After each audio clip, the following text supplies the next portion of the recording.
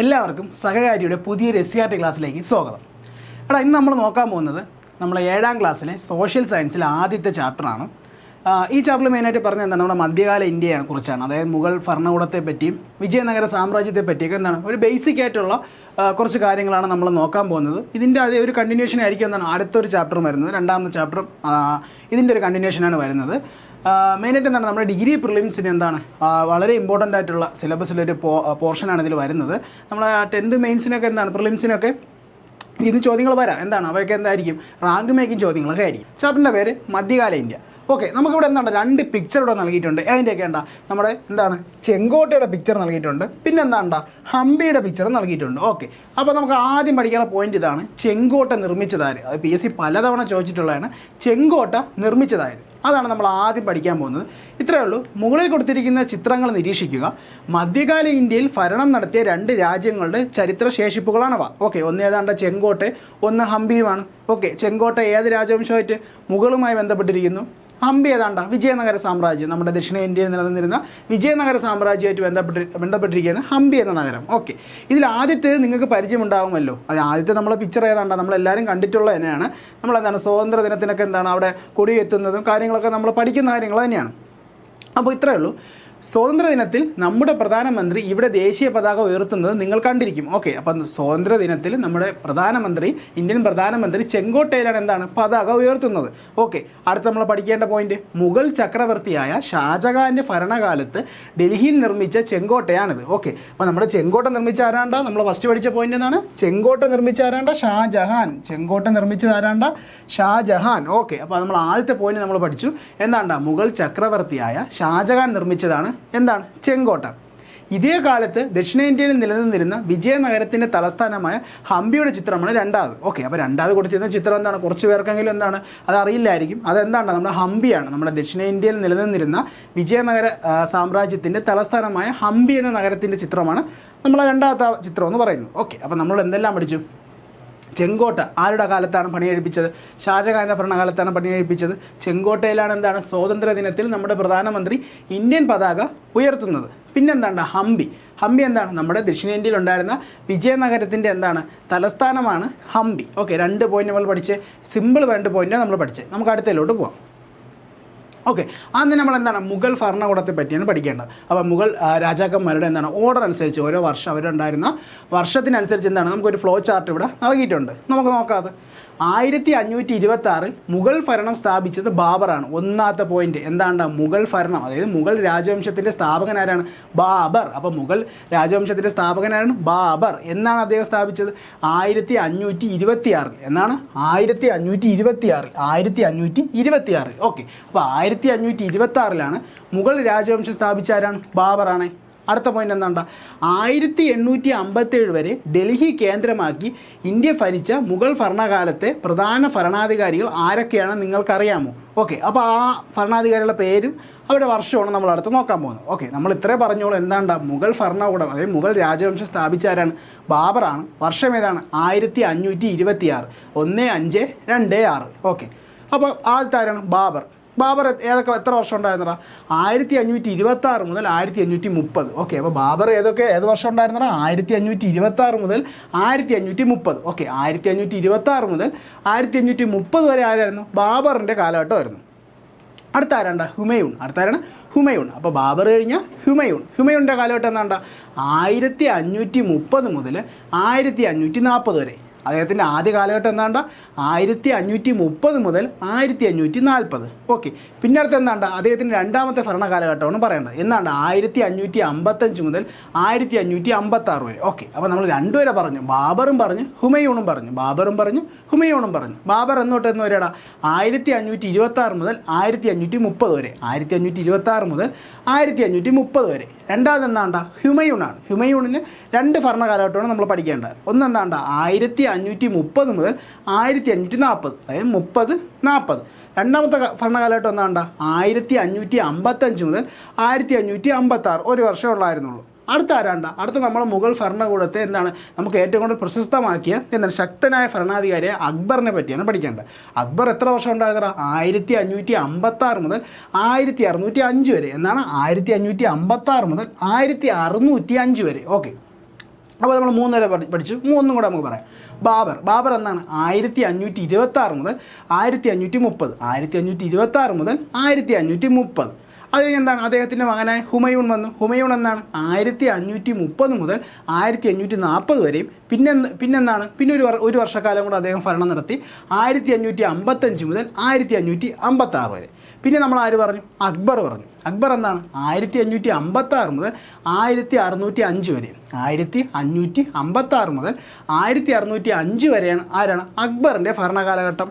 അടുത്ത ആരാണ്ട, ജഹാംഗീർ എന്നാണ് 1605 മുതൽ 1627 വരെ. ജഹാംഗീർ എന്ന് വരെയാണ് 1605 മുതൽ 1627 വരെ. 1605 1627.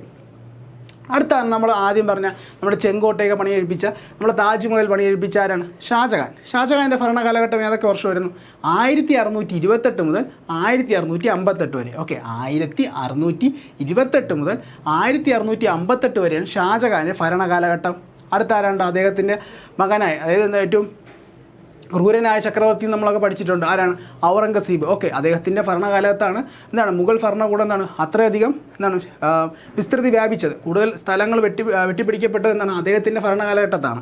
ഓക്കെ, ഔറംഗസീബിൻ്റെ കാലഘട്ടം എന്താണ്ട് 1658 മുതൽ 1707 വരെ. 1658 മുതൽ 1707 വരെയാണ് ഔറംഗസീബിൻ്റെ കാലഘട്ടം. ഓക്കെ, അപ്പോൾ നമ്മൾ പഠിച്ചു. നമ്മൾ ആരാണ്, ബാബർ പറഞ്ഞു. പിന്നെ ആരാണ്, ഹുമയൂൺ പറഞ്ഞു. പിന്നെ ആരാണ്, അക്ബർ. അപ്പോൾ ബാബർ, ഹുമയൂൺ, അക്ബർ. ബാബർ, ഹുമയൂൺ, അക്ബർ. പിന്നെ ആരാണ്, ജഹാംഗീർ, ഷാജഹാൻ, ഔറംഗസീബ്. ജഹാംഗീർ, ഷാജഹാൻ, ഔറംഗസീബ്. ഓക്കെ, നമ്മളപ്പോൾ എന്താണ് ഇവിടെ പറഞ്ഞത്, നമ്മുടെ ബാബർ എന്താണ് 1526 മുഗൾ ഭരണകൂടം എന്താണ് മുഗൾ രാജവംശം സ്ഥാപിച്ചു. 1857 വരെ എന്താണ് ഡൽഹി കേന്ദ്രമാക്കിയാണ് ഇവർ ഭരണം നടത്തിയിരുന്നത്. നമ്മൾ പിന്നെ അടുത്ത പ്രധാനപ്പെട്ട, അതായത് ബാബർ മുതൽ ഔറംഗസീബ് വരെയുള്ള ഭരണാധികാരികളുടെ ഭരണകാലഘട്ടം വർഷങ്ങൾ എന്താണ് നമ്മൾ പഠിച്ചു കഴിഞ്ഞു. നമുക്ക് എന്താണ് അടുത്തതിലോട്ട് പോകാം. ഞാൻ നേരത്തെ പറഞ്ഞു തന്നെയാണ്. ഓക്കെ, ഈ ഒരു പിക്ചർ കാണുമ്പോൾ നമുക്കറിയാം എന്താണ് നമ്മുടെ മുഗൾ ഭരണകൂടത്തിൻ്റെ എന്താണ് രാജവംശത്തിൻ്റെ വ്യാപ്തി എത്രയുണ്ട്. അതായത് നമ്മുടെ ദക്ഷിണേന്ത്യ വരെ എന്താണ് അവരുടെ രാജ്യത്തിൻ്റെ വിസ്തൃതി ഉണ്ടെന്നാണ് നമ്മൾ അറിയേണ്ടത്. ഓക്കെ, അപ്പോൾ ഏതൊക്കെ രാജ്യങ്ങളുണ്ട്, നമ്മുടെ ഇന്ത്യ ഇതിനകത്തുണ്ട്, പാകിസ്ഥാനുണ്ട്, ബംഗ്ലാദേശ് ഉണ്ട്, പിന്നെ എന്താണ് അഫ്ഗാനിസ്ഥാനുണ്ട്. ഓക്കെ, മ്യാൻമറിൻ്റെ ഭാഗങ്ങളുണ്ട്. അപ്പോൾ ഇത്രയും രാജ്യങ്ങൾ ഇന്നത്തെ ഇത്രയും രാജ്യങ്ങൾ എന്താണ് ഈ മുഗൾ ഭരണകൂടത്തിൻ്റെ ഭാഗമായിരുന്നു. ഏതൊക്കെയാണ്, നമ്മുടെ ഇന്ത്യ, പാകിസ്ഥാൻ, അഫ്ഗാനിസ്ഥാൻ, ബംഗ്ലാദേശ്, മ്യാൻമർ. അപ്പോൾ ഇത്രയും രാജ്യങ്ങൾ എന്താണ് ഈ ഭരണകൂടത്തിൻ്റെ ഭാഗമായിരുന്നു. ഓക്കെ, അപ്പോൾ ഈ പിക്ചർ കാണുമ്പോൾ നമുക്ക് മനസ്സിലാവും ആ ഭരണകൂടത്തിൻ്റെ വ്യാപ്തി എത്രത്തോളമായിരുന്നു എന്നുള്ളത്. ഓക്കെ,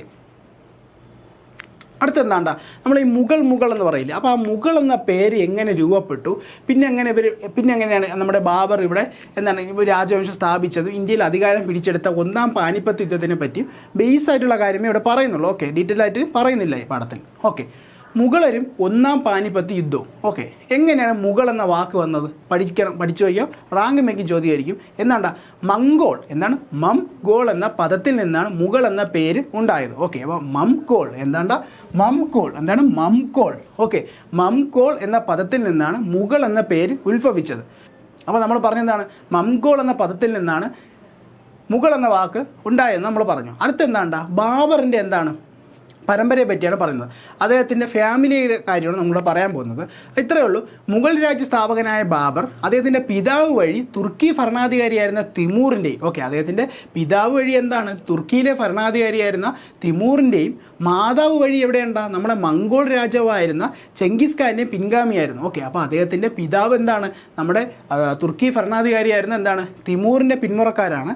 പിന്നെന്താണ്ട നമ്മുടെ അദ്ദേഹത്തിൻ്റെ മാതാവിൻ്റെ പിന്മുറക്കാരാണ്ട നമ്മുടെ മംഗോളിയയിലെ രാജാവായിരുന്ന ചെങ്കിസ് ഖാൻ്റെ പിൻഗാമികളുമായിരുന്നു. 16ാം നൂറ്റാണ്ടിൽ യൂറോപ്യരാണ് ഈ രാജവംശത്തെ മുഗൾ എന്ന പേര് വിളിച്ചു തുടങ്ങിയത്. ഓക്കെ, അപ്പോൾ നമ്മൾ ആദ്യത്തെ എന്ത് പോയിന്റ് പറഞ്ഞു, മുഗൾ എന്ന വാക്ക് എങ്ങനെ വന്നു, എങ്ങനെയാണ് മംഗോൾ എന്ന പദത്തിൽ നിന്നാണ് മുഗൾ എന്ന വാക്ക് വന്നത്. ഓക്കെ, നമ്മുടെ 16ാം നൂറ്റാണ്ടിൽ യൂറോപ്യരാണ് ഈ രാജവംശത്തെ മുഗൾ എന്ന പേര് വിളിച്ചത്. പിന്നെ എന്ത് പറഞ്ഞു, നമ്മുടെ മുഗൾ രാജവംശ സ്ഥാപകനായ ബാബറിൻ്റെ ഫാമിലിയുടെ കാര്യമാണ് പറഞ്ഞത്. എന്താണ് അദ്ദേഹത്തിൻ്റെ പിതാവ് വഴി എന്താണ് തുർക്കി ഭരണാധികാരിയായ തിമൂറിൻ്റെയും മാതാവ് വഴി മംഗോളിയയുടെ ഭരണാധികാരിയായിരുന്ന ചെങ്കിസ് ഖാൻ്റെ പിൻഗാമികളായിരുന്നു. ഓക്കെ, അപ്പോൾ നമ്മൾ മുഗൾ എന്ന വാക്ക് വന്നത് പഠിച്ചു. അടുത്ത നമ്മൾ എന്താണ് പാനിപ്പത്ത് യുദ്ധം. ഓക്കെ, 1ാം പാനിപ്പത്ത് യുദ്ധത്തിനെ പറ്റിയാണ് പറയുന്നത്. ലോധി വംശത്തിലെ അവസാന ഭരണാധികാരിയായിരുന്ന ഇബ്രാഹിം ലോധിയും കാബൂളിലെ ഭരണാധികാരിയായിരുന്ന ബാബറും. ഓക്കെ, അപ്പോൾ എന്താണ് ഈ ഒന്നാം പാനിപ്പത്ത് യുദ്ധം നടക്കുമ്പോൾ എന്താണ് ലോധി രാജവംശമായിരുന്നു ഭരിച്ചിരുന്നത്. അപ്പോൾ അവിടുത്തെ ഭരണാധികാരിയുടെ പേരെന്താണ്? ഇബ്രാഹിം ലോധി. അപ്പോൾ ലോധി രാജവംശത്തിലെ അവസാനത്തെ രാജാവായിരുന്ന ഇബ്രാഹിം ലോധിയും നമ്മുടെ ബാബർ എവിടെയാണ്? കാബൂൾ ഭരണാധികാരിയായിരുന്നു ബാബർ. അപ്പോൾ ഇവർ രണ്ടുപേരും തമ്മിൽ എന്താണ്ട് 1526 ഹരിയാനയിലെ എവിടെയാണ്? ഹരിയാനയിലെ പാനിപ്പത്തിൽ വെച്ച് ഏറ്റുമുട്ടി. ഓക്കെ, അപ്പോൾ ഒന്നാം പാനിപ്പത്ത് യുദ്ധം എവിടെ വെച്ച് നടന്നു? ഹരിയാനയിലെ പാനിപ്പത്ത്. അപ്പോൾ ഹരിയാനയിലെ പാനിപ്പത്ത് വർഷം ഏതാണ്? 1526. 1526. ആരൊക്കെ തമ്മിൽ? നമ്മുടെ ഇബ്രാഹിം ലോധിയും ആരാണ്? ബാബറും തമ്മിൽ. ഇബ്രാഹിം ലോധി എന്താണ്? ലോധി രാജവംശത്തിലെ അവസാനത്തെ രാജാവായിരുന്നു. പിന്നെ നമ്മൾ എന്താണ് പറഞ്ഞത്? നമ്മുടെ ബാബർ എവിടെയാണ്? കാബൂളിലെ ഭരണാധികാരിയായിരുന്നു. ഓക്കെ, അടുത്ത് നമ്മൾ എന്താണ് പറയുന്നത്? അതായത് നമ്മുടെ അക്ബർ ചക്രവർത്തി, നമ്മൾ നേരത്തെ പറഞ്ഞു എന്താണ് നമ്മുടെ മുഗൾ രാജവംശത്തിൽ എന്താണ് ഏറ്റവും ധീരനായ ഒരു രാജാവായിരുന്നു. മറ്റ് രാജാക്കന്മാരെക്കാളും കൂടുതൽ പ്രശസ്തി ആർജിച്ചതും അദ്ദേഹം തന്നെയാണ്. അദ്ദേഹം മരിച്ചതിന് ശേഷം എന്താണ് അദ്ദേഹത്തിൻ്റെ ഒരു അനുശോചന കുറിപ്പ് ആരെഴുതിയ? ജെസ്യൂട്ട് പാതിരി പീറി ജാറിക് എന്ന് പറയുന്ന ആൾ. അപ്പോൾ ജെസ്യൂട്ട് പാതിരിയായ പീറിക് ജാറിക്ക് അക്ബർ മരണപ്പെട്ടതിന് ശേഷം അദ്ദേഹത്തിനെ പറ്റി എന്നൊരു അനുശോചന കുറിപ്പ് എഴുതുകയുണ്ടായി. അപ്പോൾ അത് വായിക്കുമ്പോൾ നമുക്ക് മനസ്സിലാവും അദ്ദേഹത്തിൻ്റെ ഭരണ രീതികൾ എങ്ങനെയായിരുന്നു, അദ്ദേഹത്തിൻ്റെ രാജ്യത്തിലെ എന്താണ് ജനങ്ങളോട് അദ്ദേഹം എങ്ങനെയാണ് അദ്ദേഹം പെരുമാറിയെന്ന് നമുക്ക് മനസ്സിലാക്കാൻ പറ്റും. ഓക്കെ, കിഴക്കിനെ വിറപ്പിച്ച അക്ബർ ചക്രവർത്തി നിര്യാതനായിരിക്കുന്നു. തീർച്ചയായും അക്ബർ മഹാനായ ചക്രവർത്തി ആയിരുന്നു. ഒരേ സമയം പ്രജകളിൽ നിന്ന് സ്നേഹവും ബഹുമാനവും വിധേയത്വവും ലഭിച്ചുകൊണ്ട് തന്നെ ആജ്ഞാനശക്തി നിലനിർത്താൻ അദ്ദേഹത്തിന് സാധിച്ചു. ഓക്കെ, അപ്പോൾ അദ്ദേഹം വലിയ ക്രൂരനായിട്ട് ചക്രവർത്തിയൊന്നും ആയിരുന്നില്ല. അദ്ദേഹത്തിൻ്റെ ജനത പ്രജകളെ നല്ല രീതിയിൽ തന്നെയാണ് അദ്ദേഹം നോക്കിയിരുന്നത്. ഓക്കെ, ഉയർന്ന താഴ്ന്ന വിഭാഗങ്ങളെന്ന തരംതിരിവില്ലാതെയും പരിചിത അപരിചിത വ്യത്യാസമില്ലാതെയും ഹിന്ദു മുസ്ലിം ക്രിസ്ത്യൻ വ്യത്യാസമില്ലാതെയും തുല്യനീതി നടപ്പിലാക്കിയ അദ്ദേഹം കരുത്തരോട് ശക്തമായും അശക്തരോട് കരുണയോടും പെരുമാറിയ സുൽത്താനായിരുന്നു. ഓക്കെ, അപ്പോൾ അദ്ദേഹത്തിൻ്റെ ഭരണ കാലഘട്ടത്തിൽ ദുർബലരോട് അദ്ദേഹം കരുണ കാണിക്കുമായിരുന്നു. പിന്നെന്താണ് ശക്തരായവരോട് അദ്ദേഹത്തിൻ്റെ ആ ശക്തി തന്നെ അവിടെ കാണിക്കുമായിരുന്നു. പിന്നെന്താണ് ഹിന്ദു മുസ്ലിം ഐക്യം അവിടെ ഉണ്ടായിരുന്നു. പിന്നെ ഉയർന്നവനെന്നും താഴ്ന്നവനെന്നും തമ്മിൽ ജനങ്ങൾക്കിടയിൽ വേർതിരിവ് അദ്ദേഹം നടപ്പാക്കിയിരുന്നില്ല. ഓക്കെ, അപ്പോൾ അതുകൊണ്ട് രാജ്യത്തെ ജനങ്ങൾക്ക് അദ്ദേഹത്തോട് അത്രയധികം സ്നേഹമായിരുന്നു. ഓക്കെ, അപ്പോൾ നമ്മുടെ പാതിരിയായിരുന്നു ജെസ്യൂട്ട് പാതിരിയായിരുന്ന പീറിക് ജാറിക്ക് അക്ബർ ചക്രവർത്തി മരണത്തോടനുബന്ധിച്ച് ഒരു അനുശോചന കുറിപ്പാണ് നമ്മളിവിടെ വാങ്ങിച്ചത്. ഇനി നമ്മൾ അദ്ദേഹം നടപ്പിലാക്കിയ ഓരോ നയങ്ങളെ പറ്റിയാണ് അടുത്ത് നമ്മൾ നോക്കാൻ പോകുന്നത്. തന്നെ ഓക്കെ, 1575 തൻ്റെ പുതിയ തലസ്ഥാനമായ ഫത്തേപൂർ സിക്രി 1575 തൻ്റെ പുതിയ തലസ്ഥാനമായ ഫത്തേപൂർ സിക്രിയിൽ അക്ബർ എന്ത് പണിയെഴുപ്പിച്ചു? ഇബാദത്ത് ഖാന പണി കഴിപ്പിച്ചു. ഓക്കെ, അപ്പോൾ ആരാണ്? നമ്മുടെ ഫത്തേപൂർ സിക്രിയിൽ. ഓക്കെ, അപ്പോൾ മുഗൾ രാജവംശത്തിൻ്റെ തലസ്ഥാനമായിരുന്ന ഫത്തേപൂർ സിക്രിയിൽ 1575 അക്ബർ എന്ത് പണി കഴിപ്പിച്ചു? ഇബാദത്ത് ഖാന. എന്തിനു വേണ്ടി പണി കഴിപ്പിച്ചു? വിവിധ മതങ്ങളിലെ പണ്ഡിതരും പ്രമുഖരും ഇവിടെ ഒത്തുചേർന്നിരുന്നു. ഇബാദത്ത് ഖാന എന്തിനു വേണ്ടിയായിരുന്നു അക്ബർ പണി കഴിപ്പിച്ചത്? അദ്ദേഹം ഫോളോ ചെയ്തിരുന്നത് ഒരു മഹസഹിഷ്ണുത. അതായത് എല്ലാ മതങ്ങളെ ഒരുപോലെ കാണുക. പിന്നെന്താണ് ഈ മതങ്ങളിൽപ്പെട്ട എല്ലാ പണ്ഡിതരും അവിടെ ഒത്തുകൂടിയിരുന്ന് ചർച്ച ചെയ്യാനും മറ്റുമാണ് ഇബാദത്ത് ഖാന ഫത്തേപൂർ സിക്രിയിൽ അക്ബർ പണി കഴിപ്പിച്ചത്. ഓക്കെ, 1575 ഫത്തേപൂർ സിക്രിയായ അവരുടെ തലസ്ഥാനമായ ഫത്തേപൂർ സിക്രിയിൽ ഇബാദത്ത് ഖാന അക്ബർ പണി കഴിപ്പിച്ചു. എല്ലാ മതത്തിൽപ്പെട്ട പണ്ഡിതരെല്ലാം ഒത്തുകൂടി അവർ ചർച്ചകളൊക്കെ ഏർപ്പെട്ടിരുന്ന സ്ഥലമായിരുന്നു. എല്ലാ മതങ്ങളുടെ നല്ല വശങ്ങൾ കോർത്തിണക്കി അക്ബർ രൂപം കൊടുത്ത ദർശനമാണ് ദിൻ ഇ ലാഹി. ഇമ്പോർട്ടൻ്റ് ദിൻ ഇ ലാഹി. അപ്പോൾ നമ്മൾ രണ്ടെണ്ണം പഠിച്ചത് ഇബാദത്ത് ഖാന എന്തിനാണ് പണി കഴിപ്പിച്ചത്?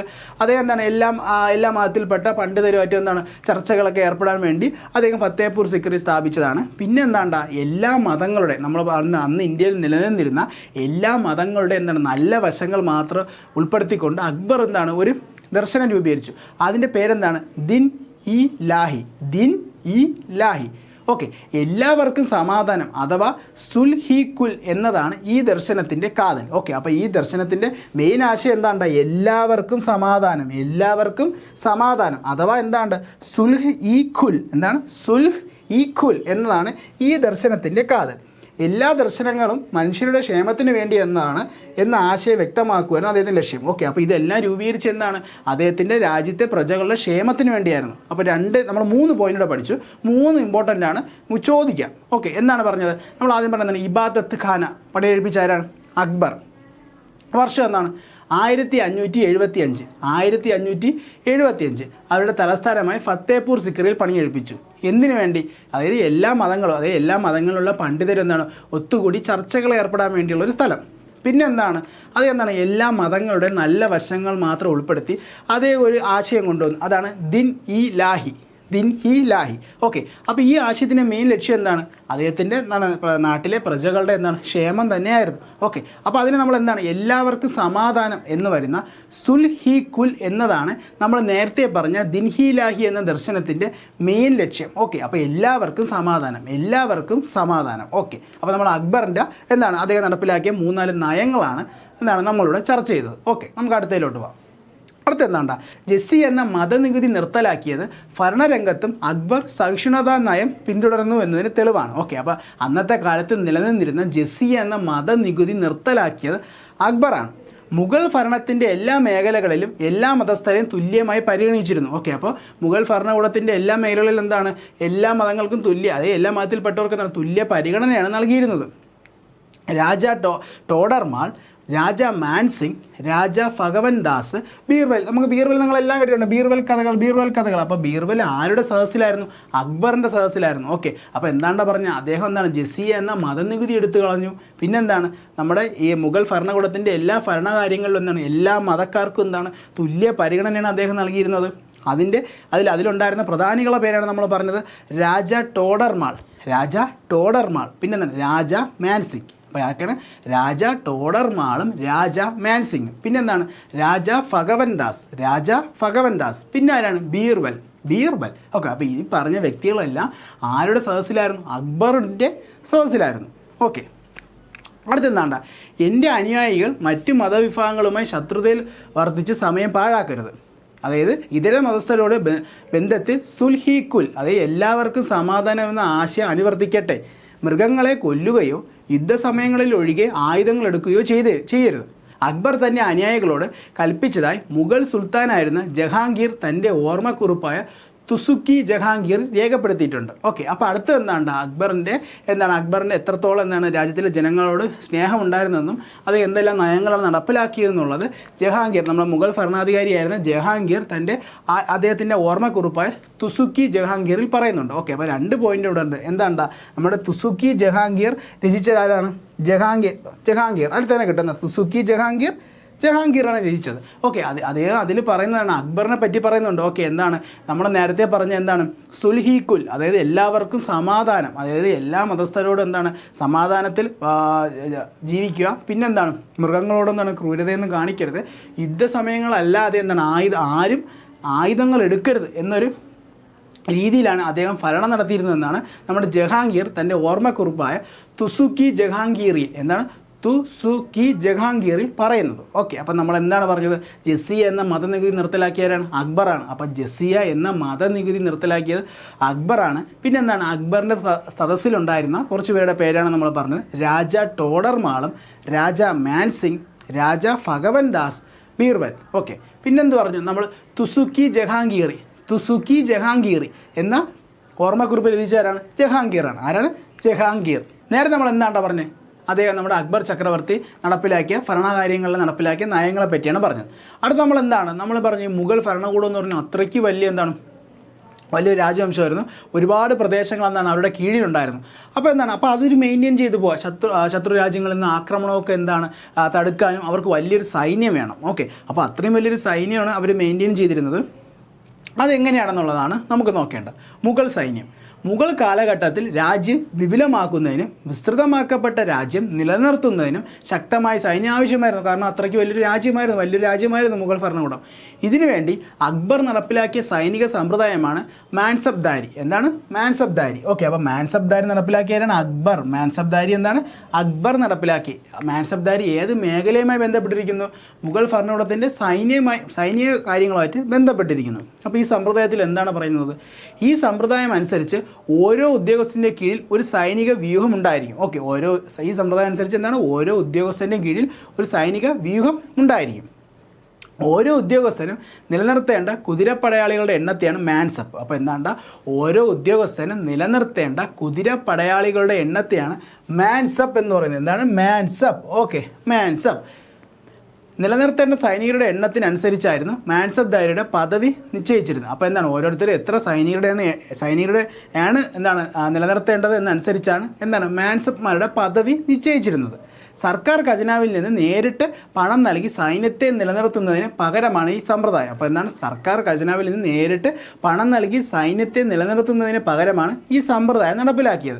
മാൻസബ്ദാർമാരുടെ അവരുടെ പദവിക്കനുസരിച്ച് എന്താണ് ഭൂമി പതിച്ച് നൽകിയിരുന്നു. ഓക്കെ, അപ്പോൾ ഓരോ മാൻസബ്ദാരുടെ കീഴിൽ കുറച്ച് സൈനികരുണ്ടായിരിക്കും. അപ്പോൾ എന്താണ് അവരുടെ പദവിക്കനുസരിച്ച് അവർക്ക് ഭൂമി പതിച്ച് നൽകുമായിരുന്നു. പ്രസ്തുത ഭൂമിയിൽ നിന്ന് നികുതി പിരിച്ചെടുത്താണ് മാൻസബ്മാർ തൻ്റെ സൈന്യത്തെ നിലനിർത്തിയിരുന്നത്. ഓക്കെ, അപ്പോൾ ഒരു വ്യക്തി എടുക്കുക. അപ്പോൾ ഒരു മെയിൻ ഒരാളെ എടുത്തിട്ട് അദ്ദേഹത്തിൻ്റെ കീഴിൽ കുറേ സൈനികരെ വിന്യസിച്ചിരുന്നു. അപ്പോൾ ആ സൈനികരുടെ കാര്യങ്ങളൊക്കെ നോക്കേണ്ടതാണ് ആരാണ്? മാൻസബ്മാരായിരുന്നു. ഈ മാൻസബ്മാർ അതിൻ്റെ ചിലവൊക്കെ നോക്കിയിരുന്നത് അവർക്ക് കുറച്ച് ഭൂമി രാജാവ് നൽകിയിട്ടുണ്ട്. അപ്പോൾ ആ ഭൂമിയിലുള്ള നികുതി പിരിച്ചെടുത്താണ് ആ സൈനിക ചിലവെല്ലാം നടപ്പാക്കിയിരുന്നത്.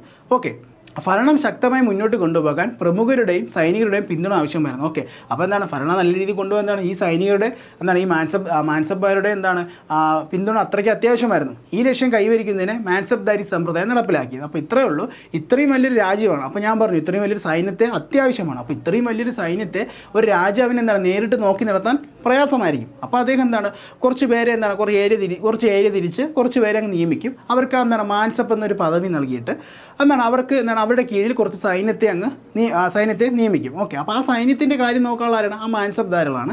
ഈ മാൻസബ്ദാർ അതിനുള്ള പൈസ എവിടെ നിന്ന് കിട്ടും? അതിനുള്ള തുക അവർക്ക് എവിടെ നിന്ന് ലഭിക്കുന്നതെന്ന് വെച്ചാൽ ഈ രാജ്യം ഈ മാൻസബ്ദാർക്ക് കുറച്ച് ഭൂമി പതിച്ച് നൽകും. അപ്പോൾ ആ ഭൂമിയിലുള്ള നികുതി ആ ഭൂമിയിൽ നിന്നുള്ള നികുതി പിരിച്ചെടുത്താണ് ആ സൈനിക ചിലവെല്ലാം അവിടെ നടത്തിയിരുന്നത്. ഓക്കെ, അപ്പോൾ ഇത്രയും വലിയൊരു രാജ്യം മെയിൻറ്റെയിൻ ചെയ്ത് പോണതിന് ഈ ഒരു സൈന്യത്തിൻ്റെ ആവശ്യമായിരുന്നു. അപ്പോൾ അദ്ദേഹം അതിനു വേണ്ടിയാണ് മാൻസബ്ദാരി എന്ന സമ്പ്രദായം അക്ബർ കൊണ്ടുവന്നത്. ഓക്കെ, അപ്പോൾ മാൻസബ്ദാരി എന്ന സമ്പ്രദായം കൊണ്ടുവന്ന ആരാണ്?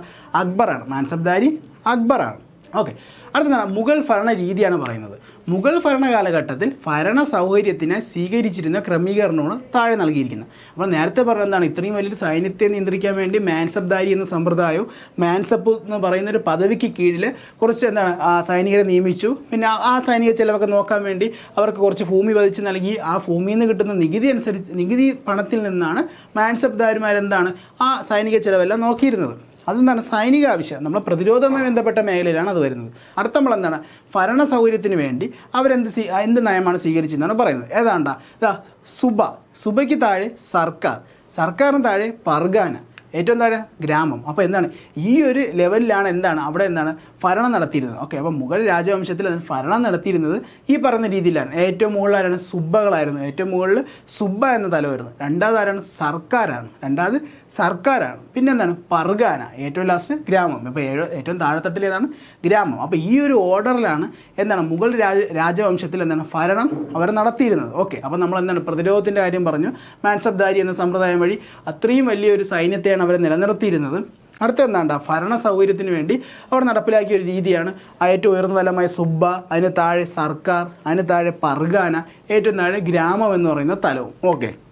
ഓക്കെ, മുഗൾ ഭരണകാലത്തിൽ അക്ബറിൻ്റെ കാലത്താണ് ഇത്തരത്തിലുള്ള ഭരണക്രമം രൂപപ്പെടുത്തിയത്. ഓക്കെ, അപ്പോൾ അദ്ദേഹത്തിൻ്റെ ഭരണകാലത്താണ് ഭരണ സൗകര്യത്തിന് വേണ്ടി നമ്മൾ നേരത്തെ പറഞ്ഞ സുബ്ബ, സർക്കാർ, പർഗാന, ഗ്രാമം എന്ന് പറയുന്ന ഒരു തലം അദ്ദേഹം രൂപപ്പെടുത്തിയത്. രാജ്യത്തിൻ്റെ പരമാധികാരിയും സർവ്വസൈന്യാധിപനും നിയമനിർമ്മാതാവും അന്തിമ ന്യായാധിപനും ചക്രവർത്തിയായിരുന്നു. ഓക്കെ, അപ്പോൾ അദ്ദേഹം ഇത്രയും അധികാരങ്ങളൊക്കെ വിഭജിച്ച് നൽകിയിരുന്നെങ്കിലും ഇതിൻ്റെയൊക്കെ അൾട്ടിമേറ്റ് പവർ ആരുടെ കയ്യിലായിരുന്നു? ആ ചക്രവർത്തിയുടെ കയ്യിലായിരുന്നു. മുഗൾ കാലഘട്ടത്തിൽ നീതിന്യായ നിർവഹണത്തിനായി ഇന്നത്തെ പോലെ പ്രത്യേകതരം കോടതികൾ ഉണ്ടായിരുന്നില്ല. ഓക്കെ, അപ്പോൾ പണ്ട് കാലത്ത് നമ്മുടെ ഇന്ന് കാണപ്പെടുന്ന കോടതി സംവിധാനമൊന്നും അന്നില്ലായിരുന്നു. പകരം തദ്ദേശീയരായ മതപണ്ഡിതന്മാരാണ് തർക്കങ്ങളിൽ അന്വേഷണം നടത്തി കൽപ്പ് തീർപ്പിക്കുന്നത്. ഓക്കെ, അപ്പോൾ അന്നുണ്ടാവുന്ന ഓരോ കേസുകളും കാര്യങ്ങളൊക്കെ ആരാണ്? പണ്ഡിതന്മാർ. അവിടെ നാട്ടിലുള്ള ഗ്രാമത്തിലുള്ള പണ്ഡിതന്മാർ തന്നെയാണ് അന്വേഷിച്ച് ആ കേസ് തീർപ്പാക്കുന്നത്. ഈ തീരുമാനത്തിൽ അതൃപ്തിയുള്ളവർക്ക് ചക്രവർത്തിയോട് നേരിട്ട് പരാതി പറയാൻ അവസരം ഉണ്ടായിരുന്നു. അതായത് നമ്മുടെ മേൽക്കോടതിയിൽ അപ്പീൽ പോകുന്നൊക്കെ പറയില്ലേ, അന്നത്തെ സംവിധാനം ഏറ്റവും മേൽ അപ്പീൽ കോടതി ചക്രവർത്തി തന്നെയായിരുന്നു. ഭരണകാര്യങ്ങളിൽ രാജാവിന് ഉപദേശം നൽകുന്നതിനാൽ മന്ത്രിമാരെയും വകുപ്പ് അധ്യക്ഷന്മാരെയും നിയമിച്ചിരുന്നു. ഓക്കെ, അപ്പോൾ ഇന്ന് കാണുന്ന ഒരു ഭരണ സംവിധാനം തന്നെയാണ് അന്ന് ഉണ്ടായിരുന്നത്. ഓക്കെ, അതായത് ഓരോ മേഖലയ്ക്ക് ഓരോ മന്ത്രിമാരെയും പിന്നെ ഓരോ വകുപ്പ് അധ്യക്ഷന്മാരെ നമ്മളിന്ന് ഓരോ പറഞ്ഞിട്ട് ഓരോ IAS ഉദ്യോഗസ്ഥരെ നമ്മുടെ ഓരോ വകുപ്പിൻ്റെ പിന്നെ എന്താണ് ഹെഡായിട്ട് നമ്മൾ നിയമിക്കില്ലേ, ആ ഒരു രീതി എന്താണ് അന്നത്തെ മുഗൾ ഭരണകാലത്ത് ഉണ്ടായിരുന്നു. ഓക്കെ, എന്താണ് പറഞ്ഞത്, നമ്മൾ നീതിന്യായ കാര്യത്തിലാണ് പറഞ്ഞത്. എന്നാൽ ഇന്നത്തെ പോലെ കോടതികൾ ഉണ്ടായിരുന്നില്ല. എന്താണ് ഗ്രാമങ്ങളിലെ മതപണ്ഡിതന്മാർ, അതായത് കാസിമാർ, അവർ തന്നെയാണ് ഓരോ കേസ് വരുമ്പോൾ അവർ അന്വേഷിച്ച് എന്താണ് അവർ തീർപ്പ് കൽപ്പിക്കും, അവർ വിധി പറയും. അപ്പം എന്താണ് ആ വിധിയിൽ എന്താണ് വിധി തൃപ്തരാവാത്ത ജനങ്ങൾ എന്താണ് ചക്രവർത്തിയോട് നേരിട്ട് പരാതി പറയും, അദ്ദേഹം അതിൻ്റെ തീർപ്പ് കൽപ്പിക്കും. ഓക്കെ, അടുത്തെന്താണ് നമ്മുടെ രാജാവിന് എന്താണ് ഭരണ സൗകര്യത്തിന് വേണ്ടി എന്താണ് ഓരോ വകുപ്പിനും എന്താണ് വകുപ്പ് തലവന്മാരെയും മന്ത്രിമാരെയും നിയമിച്ചിരുന്നു. ഓക്കെ അപ്പോൾ അക്ബറിൻ്റെ ഭരണകാലഘട്ടത്തിലാണ് നമ്മൾ നേരത്തെ പറഞ്ഞ പോലെ എന്താണ് പർഗാനകളും ഗ്രാമങ്ങളും സുബ എന്ന രീതിയിലൊക്കെ തരംതിരിച്ചിരുന്നതും പിന്നെ എന്താണ് അന്നുണ്ടായിരുന്ന നീതിന്യായ സംവിധാനത്തെ പറ്റിയും പറഞ്ഞു. ഭരണ സൗകര്യത്തിന് എന്താണ് മന്ത്രിമാരെയും വകുപ്പ് തലവന്മാരെയും നിയമിച്ചിരുന്നുവെന്നും നമ്മളിവിടെ പറഞ്ഞു. ഓക്കെ, അടുത്തെന്താണ് അന്നത്തെ കാലത്തെ സാമൂഹ്യ സാമ്പത്തിക സ്ഥിതിയെ പറ്റിയാണ് പറയുന്നത്. മുഗൾ ഭരണകാലത്തെ സമൂഹത്തെക്കുറിച്ച് അക്കാലത്ത് ഇന്ത്യ സന്ദർശിച്ച യൂറോപ്യൻ സഞ്ചാരികളും വ്യാപാരികളും അവരുടെ യാത്രാ വിവരണത്തിൽ രേഖപ്പെടുത്തിയിട്ടുണ്ട്. ഓക്കെ, അപ്പോൾ അന്നും എന്താണ് ഒരുപാട് സഞ്ചാരികൾ എന്താണ് നമ്മുടെ നാട്ടിൽ വന്നിട്ടുണ്ട്. അപ്പോൾ അവരിവിടെ കണ്ട കാര്യങ്ങൾ എന്താണ് അവരുടെ യാത്രാ വിവരണത്തിലൊക്കെ രേഖപ്പെടുത്തിയിട്ടുണ്ട്. അതുവഴി എന്താണ് നമുക്ക് ഇവിടുത്തെ ജീവിത രീതികളൊക്കെ മനസ്സിലാക്കാൻ പറ്റുന്നുണ്ട്. ഫ്യൂഡൽ സാമൂഹ്യ വ്യവസ്ഥിതിയായിരുന്നു അന്ന് നിലനിന്നിരുന്നത്. സമൂഹം പല തട്ടുകളായി വിഭജിക്കപ്പെട്ടിരുന്നു. ഓക്കെ, അപ്പോൾ എന്താണ് അന്ന് ഇന്ത്യയിൽ നിലനിന്നിരുന്ന ഫ്യൂഡൽ സാമൂഹ്യ വ്യവസ്ഥിതിയായിരുന്നു. ഫ്യൂഡൽ വ്യവസ്ഥ തന്നെയാണ് അന്നും നിലനിന്നിരുന്നത്. എന്താണ് സമൂഹത്തിൽ പല തട്ടുകളായിട്ട് ജനങ്ങളെ വേർതിരിച്ചിരുന്നു. ഓക്കെ, സമൂഹത്തിൻ്റെ ഏറ്റവും തട്ടിൽ സാധാരണക്കാർ. ഓക്കെ, ഏറ്റവും തട്ടിൽ എന്താണ് എന്നും സാധാരണക്കാരാണ്. ഏറ്റവും മുകളിൽ രാജാവായിരുന്നു. ഓക്കെ, അൾട്ടിമേറ്റ് പവർ ആർക്കാണ്? രാജാവിനായിരുന്നു. ജനങ്ങളുടെ ജീവിത നിലവാരം വേതനത്തെയും വരുമാനത്തെ ആശ്രയിച്ചിരുന്നു. ഓക്കെ, അപ്പോൾ എന്താണ് അവർക്ക് അന്നന്ന് ലഭിക്കുന്ന വരുമാനത്തിനനുസരിച്ചായിരിക്കും എന്താണ് അവരുടെ ജീവിതം നമുക്ക് മുന്നോട്ടുണ്ടാവുന്നത്. അപ്പോൾ അതിനനുസരിച്ചായിരിക്കും അവരുടെ ജീവിത രീതി. രാജ്യത്തെ ജനങ്ങളിൽ ഭൂരിഭാഗം കർഷകരായിരുന്നു. ഓക്കെ, അപ്പോൾ അന്നത്തെ ഇന്ത്യയിൽ എന്താണ് നമ്മുടെ മുഗൾ ഭരണകൂടം ഉണ്ടായിരുന്ന ഇന്ത്യയിൽ എന്താണ് ജനങ്ങളെന്താണ് കൂടുതലും കർഷകരായിരുന്നു. അവർക്കിടയിൽ ജാതി വ്യവസ്ഥ നിലനിന്നിരുന്നു. ഓക്കെ, ജാതി വ്യവസ്ഥ അന്നുകൊണ്ട് ഇന്നും നിലനിന്ന് പോകുന്നു. ഓരോ ജാതിയിൽപ്പെട്ടവർക്കും അവരുടേതായ ആചാരങ്ങൾ അനുഷ്ഠാനങ്ങളുണ്ടായിരുന്നു. ഓക്കെ, പല ജാതികളുണ്ട്. അപ്പോൾ എന്താണ് അവരൊക്കെ എന്താണ് അവരുടെ ജാതിയുമായി ബന്ധപ്പെട്ട ഒരുപാട് ആചാര അനുഷ്ഠാനങ്ങളും എന്താണ് അവർ ഫോളോ ചെയ്തു വന്നിരുന്നു. ഓക്കെ, അടുത്തെന്താ മുഗൾ കാലഘട്ടത്തിൽ ഇന്ത്യ സന്ദർശിച്ച ഫ്രഞ്ച് സഞ്ചാരിയായ ടർണിയർ അന്നത്തെ സാമൂഹിക വ്യവസ്ഥയെക്കുറിച്ചും ജനങ്ങളുടെ ജീവിത രീതിയെക്കുറിച്ചും രേഖപ്പെടുത്തിയിട്ടുണ്ട്. ഓക്കെ, നമ്മൾ നേരത്തെ പറഞ്ഞു എന്താണ് നമ്മുടെ യൂറോപ്യൻ രാജ്യങ്ങളിൽ നിന്ന് വരുന്ന സഞ്ചാരികളും മറ്റും എന്താണ് ഇവിടെ വന്ന് അവർ ഇവിടുത്തെ ജീവിത രീതിയെ കണ്ടെന്താണ് അവരുടെ ഓർമ്മക്കുറിപ്പുകളിലും യാത്രാ വിവരണങ്ങളിലൊക്കെ എന്താണ് അവർ രേഖപ്പെടുത്തുന്നത്. അതുവഴി എന്താണ് നമുക്കിവിടെ മനസ്സിലാക്കും. അപ്പം അത്തരത്തിലൊന്നൊരു വ്യക്തിയുടെ കാര്യമാണ് പറയുന്നത്. ഫ്രഞ്ച് സഞ്ചാരിയായ എന്താണ് ടവർണിയർ, ആരാണ് ഫ്രഞ്ച് സഞ്ചാരിയായ ടവർണിയർ അന്നത്തെ സാമൂഹിക വ്യവസ്ഥയെക്കുറിച്ചും ജനങ്ങളുടെ ജീവിത രീതിയെക്കുറിച്ചും രേഖപ്പെടുത്തിയിട്ടുണ്ട്. ഓരോ സ്ഥലത്തെയും ജനങ്ങളുടെ ജീവിത രീതി, ഭക്ഷണം, വസ്ത്രം എന്നിവയിൽ വളരെയധികം വ്യത്യാസം നിലനിന്നിരുന്നു. ഓക്കെ, അപ്പോൾ ഓരോ സ്ഥലത്തും എന്താണ് അവിടുത്തെ ഭാഷ വ്യത്യാസമാണ്, വസ്ത്ര രീതി വ്യത്യാസമാണ്. അപ്പോൾ എന്താണ് അവരുടെ ജീവിത രീതി എന്താണ് വ്യത്യാസമായിരിക്കും. ബാബർ തൻ്റെ ഓർമ്മക്കുറിപ്പുകളിൽ അക്കാലത്ത് ഇന്ത്യയിൽ നിലനിന്നിരുന്ന തൊഴിൽ വ്യവസ്ഥയെക്കുറിച്ചും ജാതി വ്യവസ്ഥയെക്കുറിച്ചും രേഖപ്പെടുത്തിയിട്ടുണ്ട്. ഓക്കെ, അപ്പോൾ എന്താണ് നമ്മുടെ ഫ്രഞ്ച് സഞ്ചാരിയായ ടവർണിയർ എന്താണ് അദ്ദേഹം പറഞ്ഞ എന്താണ്ട നമ്മുടെ ഇന്ത്യയിൽ ഓരോ സൈഡിലും എന്താണ് ഓരോ ജീവിത രീതിയായിരുന്നു, ഓരോ ഭാഷയായിരുന്നു. ഓക്കെ, ഓരോ വ്യത്യസ്ത വസ്ത്രധാരണ രീതിയായിരുന്നെന്നും അദ്ദേഹം പറഞ്ഞു. ഓക്കെ, അടുത്തെന്താണെന്ന് പറഞ്ഞാൽ നമ്മുടെ ആഗ്രയും ഫത്തേപൂർ സിക്രിയും ലണ്ടൻ നഗരത്തേക്കാൾ വലുതും ജനനിബിഡവുമായിരുന്നു. ഓക്കെ, നമ്മുടെ ആഗ്രയും അവിടെ തലസ്ഥാനമായിരുന്ന ഫത്തേപൂർ സിക്രി എന്താണ് നമ്മുടെ ലണ്ടനേക്കാളും എന്താണ് വളരെ വലുതും എന്താണ് അത്രയ്ക്ക് ജനസാന്ദ്രത ഏറിയതുമായിരുന്നു. ഏതാണ്ട് 12 മൈൽ ദൂരമുണ്ട് ഈ നഗരങ്ങൾ തമ്മിൽ. അപ്പോൾ ആഗ്രയും ഫത്തേപൂർ സിക്രിയും തമ്മിൽ എന്താണ് 12 മൈൽ ദൂരമുണ്ട്. ഈ ദൂരം അത്രയും എന്താണ് വഴിനീളെ ഭക്ഷ്യവസ്തുക്കളും മറ്റ് വിൽക്കുന്ന അങ്ങാടികളും കാണാം. ഓക്കെ, അതാണ് എന്താണ് ബാബർ തൻ്റെ ഓർമ്മക്കുറിപ്പിൽ പറഞ്ഞ കാര്യമാണ് നമ്മൾ പറഞ്ഞത്. അതായത് നമ്മുടെ ആഗ്രയും ഫത്തേപൂർ സിക്രി എന്താണ് ലണ്ടനിലേക്കാളും വലുതായിരുന്നു. ഈ നഗരങ്ങൾക്കിടയിൽ ഒരുപാട് ചന്തകളും എന്താണ് ഭക്ഷ്യവസ്തുക്കൾ വിൽക്കുന്ന ഒരുപാട് ചന്തകൾ അങ്ങാടികളും മറ്റും ഉണ്ടെന്നാണ് അദ്ദേഹം പറഞ്ഞത്. ഓക്കെ, മുഗൾ കാലഘട്ടത്തിൽ ഇന്ത്യ സന്ദർശിച്ച ഇംഗ്ലീഷുകാരനായ മാസ്റ്റർ റാൽഫ് ഫിഞ്ച്, അതായത് മാർഗദർശിയായ ഇംഗ്ലീഷുകാരൻ, അദ്ദേഹം ഇന്ത്യയിൽ വന്ന് എന്താണ് അദ്ദേഹവും കണ്ട കാര്യങ്ങളൊക്കെ എന്താണ് അദ്ദേഹത്തിൻ്റെ പുസ്തകങ്ങളൊക്കെ രേഖപ്പെടുത്തിയിട്ടുണ്ട്. ഓക്കെ, അടുത്തെന്താ നെല്ല്, ഗോതമ്പ്, ബാർലി, കരിമ്പ്, പരുത്തി, എണ്ണക്കുരുക്കൾ തുടങ്ങിയവ അക്കാലത്തെ പ്രധാന കാർഷിക ഉൽപ്പന്നങ്ങളായിരുന്നു. നമ്മൾ പറഞ്ഞ എന്താണ് കൂടുതലും കൃഷിക്കാരായിരുന്നു അന്നത്തെ കാലത്തുണ്ടായിരുന്നത്. അബ്ദുൾ ഫസൽ തൻ്റെ പുസ്തകമായ ഐൻ ഇ അക്ബറി എന്താണ് നമ്മുടെ അബ്ദുൾ ഫസൽ രചിച്ച ഐൻ ഇ അക്ബരിയിൽ ഇന്ത്യക്കാർ വ്യത്യസ്തങ്ങളായ നെല്ലിനങ്ങൾ കൃഷി ചെയ്തിരുന്നെന്നും രേഖപ്പെടുത്തിയിട്ടുണ്ട്. നികുതി കൊടുത്തിരുന്ന കാലം വരെയും കർഷകനെ ഭൂമിയിൽ നിന്ന് ഒഴിപ്പിച്ചിരുന്നില്ല. ഓക്കെ, നികുതി കൊടുത്തിരുന്ന കാലം വരെയും കർഷകരെ എന്താണ് അവരുടെ ഭൂമിയിൽ നിന്ന് ഒഴിപ്പിച്ചിരുന്നില്ല. മുഗൾ കാലത്ത് സാങ്കേതിക വിദ്യയുടെ പുതിയ ഉപകരണങ്ങളുടെ ഉപയോഗം കാർഷിക മേഖലയെ പുഷ്ടിപ്പെടുത്തി. ജനസേചനത്തിനായി എന്താണ് പേർഷ്യൻ ചക്രവും കനാലുകളും വ്യാപകമായി ഉപയോഗപ്പെടുത്തിയിരുന്നു. ഓക്കെ, അപ്പോൾ എന്താണ് ഇവിടെ പറഞ്ഞത്? അന്ന് എന്താണ്, നമ്മൾ കർഷകരായിരുന്നു. അന്ന് ഇന്ത്യയിൽ എന്താണ്, അന്ന് ഇന്ത്യൻ കർഷകരെന്താണ് വ്യത്യസ്ത തരത്തിലുള്ള നെല്ലിനങ്ങളാണ് അവർ ഉപയോഗിച്ചിരുന്നത്.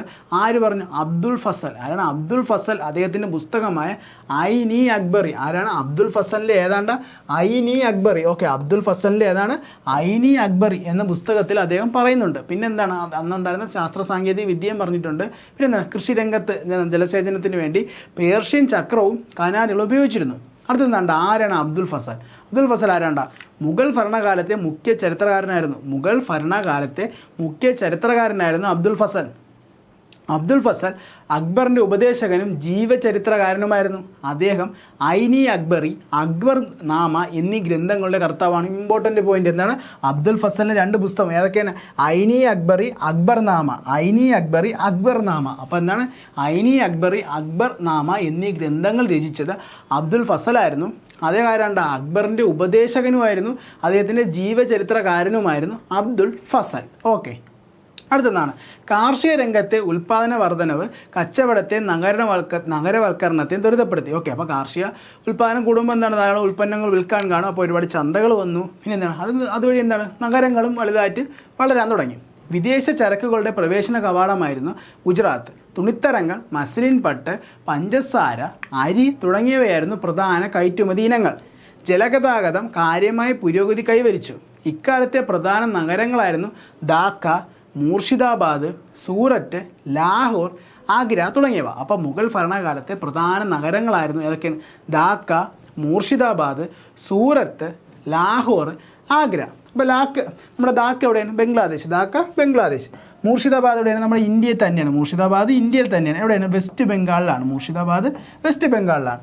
ലാഹോർ എവിടെയാണ്? പാകിസ്ഥാനിലാണ്. ലാഹോർ എവിടെയാണ്? പാകിസ്ഥാനിലാണ്. ലാഹോർ പാകിസ്ഥാൻ. സൂററ്റ് എവിടെയാണ്? ഇവിടെ നമ്മുടെ വജ്രങ്ങളുടെ നഗരം എന്ന് പറയുന്നത് സൂററ്റ് എവിടെയാണ്? ഗുജറാത്തിലാണ്. ഇന്ത്യ ഗുജറാത്ത്. ആഗ്ര എവിടെയാണ്?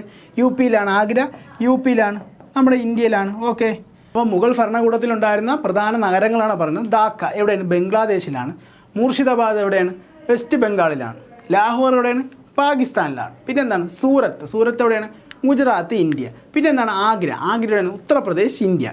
ഓക്കെ, അടുത്ത എന്താണ്, ഒരു പിക്ചർ നൽകിയിട്ടുണ്ട്. നമ്മുടെ മഹാഭാരതത്തിൻ്റെ അന്നുണ്ടായിരുന്ന ഒരു പതിപ്പായിരുന്നു. ഓക്കെ, മഹാഭാരതത്തെ വിവർത്തനം ചെയ്യപ്പെട്ട അന്നത്തെ ഒരു പതിപ്പാണ്. ഓക്കെ, എന്താണ്? മുഗൾ ഭരണകാലത്ത് പേർഷ്യൻ ഭാഷയിലേക്ക് വിവർത്തനം ചെയ്യപ്പെട്ട മഹാഭാരതത്തിൻ്റെ പുറംചട്ടയുടെ ചിത്രമാണത്. അപ്പോൾ എന്താണ്, മുഗൾ ഭരണകാലത്ത് എന്താണ്, പേർഷ്യൻ ഭാഷയിലേക്ക് വിവർത്തനം ചെയ്യപ്പെട്ട എന്താണ്, നമ്മുടെ മഹാഭാരതത്തിൻ്റെ ഒരു പിക്ചർ അവിടെ നൽകിയിരിക്കുന്നത്. മുഗൾ ചക്രവർത്തിയായിരുന്ന ഷാജഹാൻ്റെ മകനായ ദാരാ ഷിക്കോയാണ് ഇത് പരിഭാഷപ്പെടുത്തിയത്. ഓക്കെ, അപ്പോൾ ആരാണ്ട, നമ്മുടെ മുഗൾ ഭരണകാലത്ത് എന്താണ്, നമ്മുടെ മഹാഭാരതം പേർഷ്യൻ ഭാഷയിലോട്ട് വിവർത്തനം ചെയ്യപ്പെട്ടു. അത് ചെയ്തത് ആരാണ്ട? നമ്മുടെ ഷാജഹാൻ്റെ മകനായ ദാരാ ഷിക്കോയാണ്. ആരാണ്?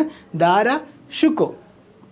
മുഗൾ വംശജർ ഇന്ത്യൻ സംസ്കാരവുമായി കൂട്ടിച്ചേർത്തതിൻ്റെ ഉദാഹരണമാണിത്. ഓക്കെ, അപ്പം മുഗൾ വംശജർ എന്താണ്, ഇന്ത്യൻ സംസ്കാരവുമായി കൂട്ടിച്ചേർന്നതിൻ്റെ ഉദാഹരണമാണിത്. ഇക്കാലത്ത് വിവിധ മേഖലകളിൽ സാംസ്കാരിക കൂടിച്ചേരലുകൾ നടന്നു. ഓക്കെ, അത്തരത്തിലുള്ള സാംസ്കാരിക സമന്വയത്തിൻ്റെ ചില ഉദാഹരണങ്ങൾ നമുക്ക് നോക്കാം. ഓക്കെ, അപ്പോൾ നമ്മൾ ഇവിടെ പഠിക്കേണ്ടത് എന്താണ്ടാ, നമ്മുടെ മഹാഭാരതം പേർഷ്യൻ ഭാഷയിലേക്ക് വിവർത്തനം ചെയ്തത് എന്താണ്? രസ്നാമ. എന്താണ്? രസ്നാമ. അത് രചിച്ചതാരാണ്? ഷാജഹാൻ ചക്രവർത്തിയുടെ മകനായ ദാരാ ഷിക്കോയാണ്. ദാരാ ഷിക്കോ. അപ്പോൾ മഹാഭാരതം പേർഷ്യൻ ഭാഷയിലോട്ട് വിവർത്തനം ചെയ്തു. ആരാണ്? ഷാജഹാൻ്റെ മകനായ ദാരാ ഷിക്കോ. ഓക്കെ, അപ്പോൾ ആ വിവർത്തനം ചെയ്യപ്പെട്ട ബുക്കിൻ്റെ പേരെന്താണ്? രസനാമ. എന്താണ്? രസ്നാമ. ഓക്കെ, അടുത്തെന്താണ്, നിങ്ങൾ പിക്ചർ കാണുമ്പോൾ തന്നെ മനസ്സിലാവുന്നതാണ് താജ്മഹൽ, ആഗ്ര കോട്ട, ചെങ്കോട്ട തുടങ്ങിയ ഇന്ത്യയുടെയും മുഗളന്മാർ ഇവിടത്തേക്ക് കൊണ്ടുവന്ന പേർഷ്യൻ വാസ്തുവിദ്യ ശൈലിയുടെയും സമന്വയത്തിന് ഉദാഹരണമാണ്. ഓക്കെ, അപ്പോൾ അവരെന്താണ് നമ്മൾ പറഞ്ഞു, കാർഷിക രംഗത്ത് എന്താണ് പേർഷ്യൻ സാങ്കേതിക വിദ്യ അവർ ഉപയോഗിച്ചു എന്ന് പറഞ്ഞു. പേർഷ്യൻ ചക്രങ്ങളൊക്കെ ജലസേചനത്തിനായി. നമ്മൾ പിന്നെന്ത് പറഞ്ഞു? നമ്മുടെ സാംസ്കാരിക സമന്വയം പറഞ്ഞു. അതായത് അവർ ഇന്ത്യയുമായി കൂടിച്ചേർന്നതിൻ്റെ സാംസ്കാരിക സമന്വയമായിരുന്നു എന്താണ്, മഹാഭാരതം പേർഷ്യൻ ഭാഷയിലോട്ട് അവർ ട്രാൻസ്ലേറ്റ് ചെയ്തത്.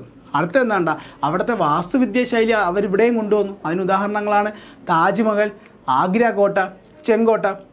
പേർഷ്യൻ, ഹിന്ദി ഭാഷകൾ കൂടിച്ചേർന്ന് പുതിയൊരു ഭാഷയായ ഉറുദു. ഓക്കെ, ഇമ്പോർട്ടൻ്റ്, ഉറുദു എന്താണ്? പേർഷ്യൻ, ഹിന്ദി എന്നീ ഭാഷകൾ കൂടിച്ചേർന്ന് പുതിയൊരു ഭാഷയായി ഉറുദു രൂപപ്പെട്ടു. ഓക്കെ, അപ്പോൾ ഉറുദു രൂപപ്പെട്ടത് ഇക്കാലത്താണ്. ഹിന്ദുസ്ഥാനി സംഗീതം ഉത്ഭവിച്ചത് ഈ സമന്വയത്തിൻ്റെ ഭാഗമാണ്. ഓക്കെ, അപ്പോൾ അവരിവിടെ വന്നപ്പോൾ നമ്മുടെ ഇന്ത്യയിലോട്ട് വന്നപ്പോൾ അവരെന്താണ് അവരുടേതായ പേർഷ്യൻ വാസ്തുവിദ്യ ശൈലി കൊണ്ടുവന്നു. പിന്നെ എന്താണ് അവരുടെ ഭാഷയിലേക്ക് എന്താണ് നമ്മുടെ ഇതിഹാസ കഥകളെല്ലാം എന്താണ് വിവർത്തനം ചെയ്യപ്പെട്ടു. പിന്നെന്ത് പറഞ്ഞു, പേർഷ്യൻ ഹിന്ദി ഭാഷകൾ ചേർന്ന് ഉറുദു എന്നൊരു ഭാഷ രൂപപ്പെട്ടു. പിന്നെന്താണ് ഹിന്ദുസ്ഥാനി സംഗീതം വരെ ഉത്ഭവപ്പെട്ടു എന്നാണ് പറയുന്നത്. നമ്മുടെ ഹിന്ദുസ്ഥാനി സംഗീതം ഉത്ഭവിച്ചതും ഈ സമന്വയത്തിൻ്റെ ഭാഗമായിട്ടാണ്. ഓക്കെ, അപ്പോൾ നമ്മളെന്താണ് മുഗൾ ഭരണകൂടത്തിൻ്റെ കാര്യം പറഞ്ഞു. മെയിനായിട്ട് നമ്മളെന്താണ് അക്ബർ നടപ്പിലാക്കിയ കുറച്ച് രീതികളും പറഞ്ഞു.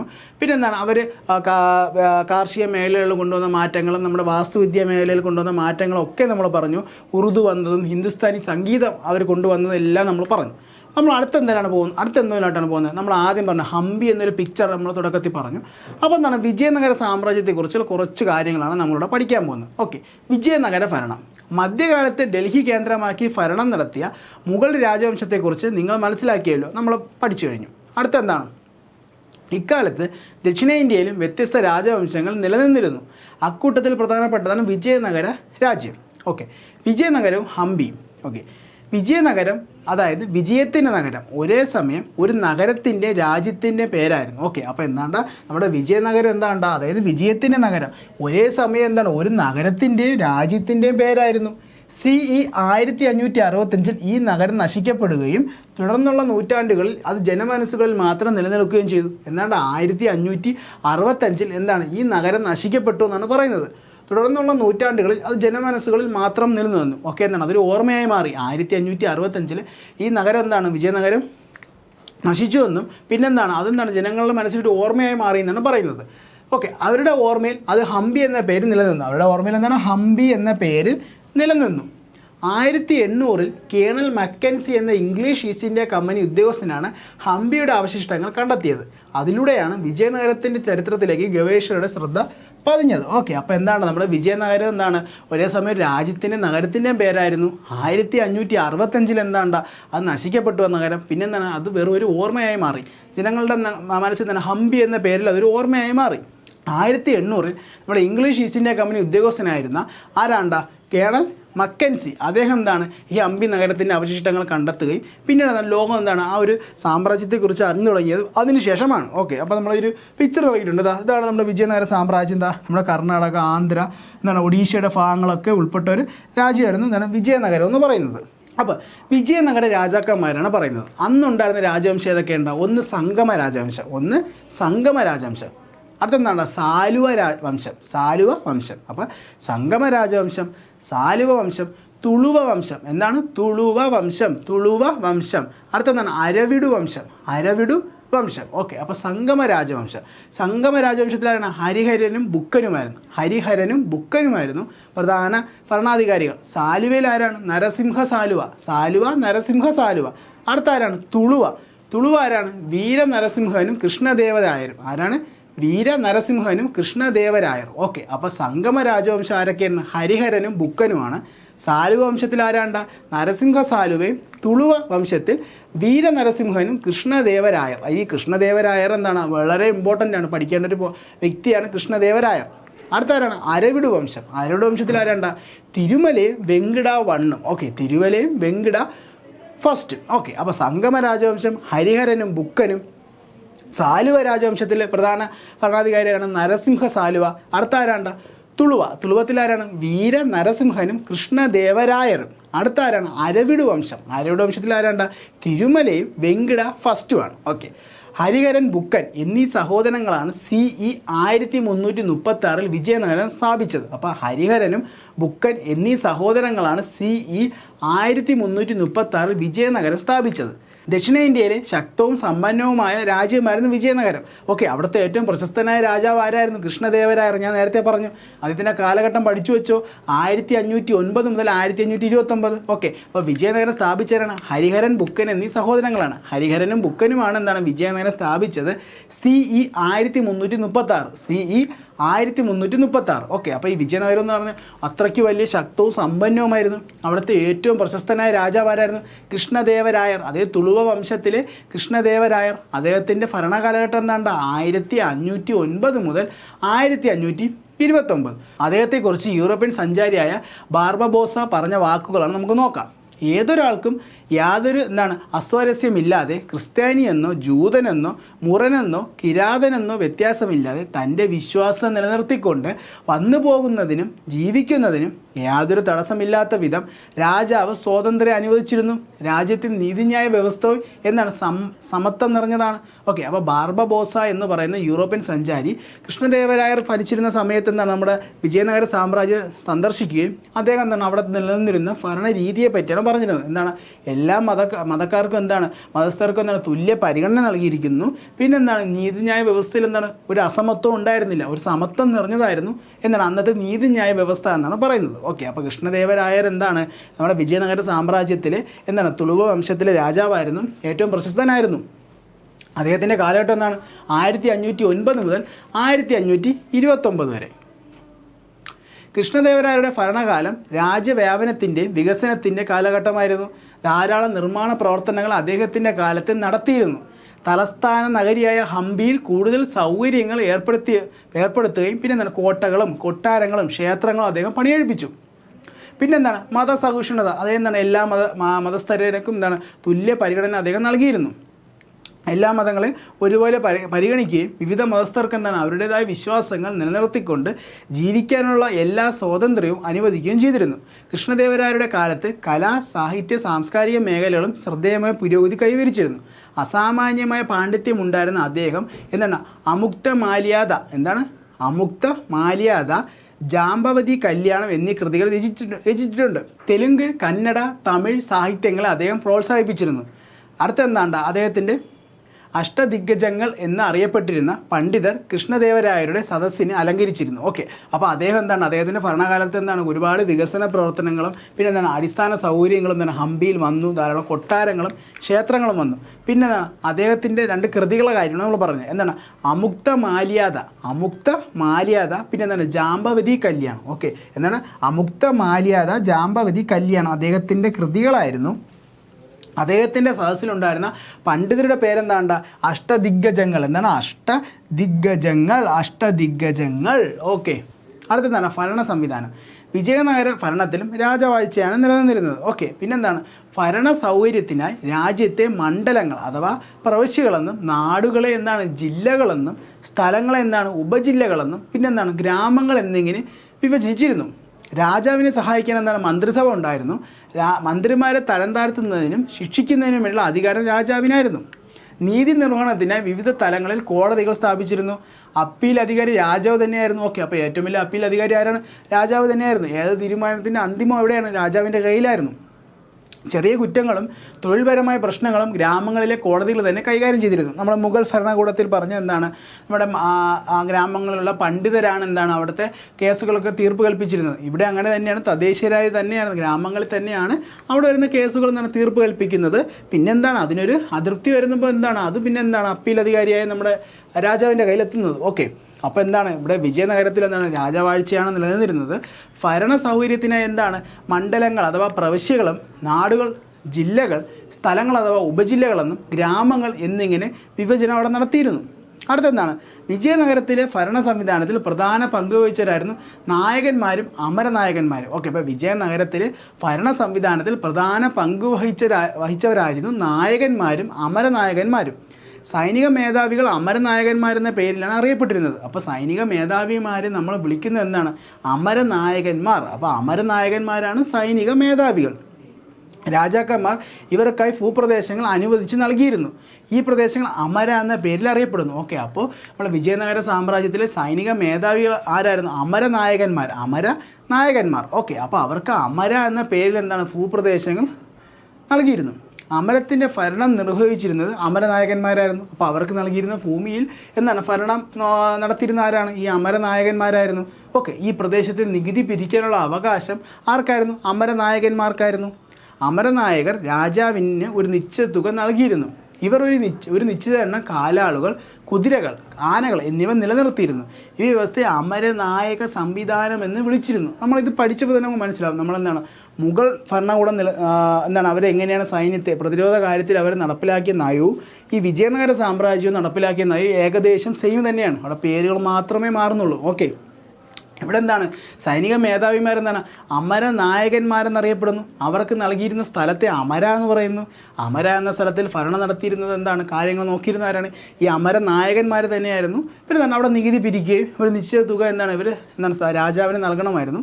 ഇവരെ കീഴിൽ എന്താണ് ഒരു സൈന്യം നിലനിർത്തിയിരുന്നു. കുറച്ച് ആനകളും കുതിരകളും കാലാളുകളും എന്താണ് ഈ അമര നായകന്മാർ നിലനിർത്തിയിരുന്നു.